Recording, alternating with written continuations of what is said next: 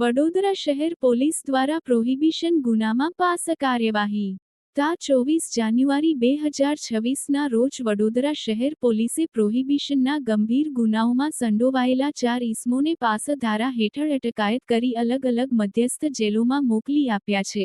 શહેરમાં શાંતિ, સલામતી અને જાહેર વ્યવસ્થા જળવાઈ રહે તે હેતુથી પોલીસ કમિશનર શ્રી નરસિમ્હા કુમાર સાહેબના માર્ગદર્શન હેઠળ આ કાર્યવાહી હાથ ધરવામાં આવી છે. કપુરાઈ પોલીસ સ્ટેશન વિસ્તારમાં અમદાવાદ-સુરત હાઈવે નજીક આરસી ફાર્મહાઉસ સામે જાડી જાખરામાંથી રેડ દરમિયાન બિનવારસી હાલતમાં ભારતીય બનાવટના વિદેશી દારૂની 344 બોટલો મળી આવી હતી, જેની કિંમત રૂ. 1,43,140 થાય છે. આ મામલે ગુજ પ્રોહિબિશન એક્ટ મુજબ ગુનો નોંધાયો હતો. આ ગુનામાં સંડોવાયેલ મનોજ ઉર્ફે અલ્પેશ પ્રવીણભાઈ ઠાકોર વારંવાર ગેરકાયદેસર દારૂ સંગ્રહ, હેરાફેરી અને વેચાણમાં સંડોવાયેલ હોવાનું તપાસમાં ખુલ્યું હતું. નાગરિકોના સ્વાસ્થ્યને જોખમરૂપ આવા કાર્યો અટકાવવા માટે આરોપીને પાસ હેઠળ અટકાયતમાં લઈ જામનગર મધ્ય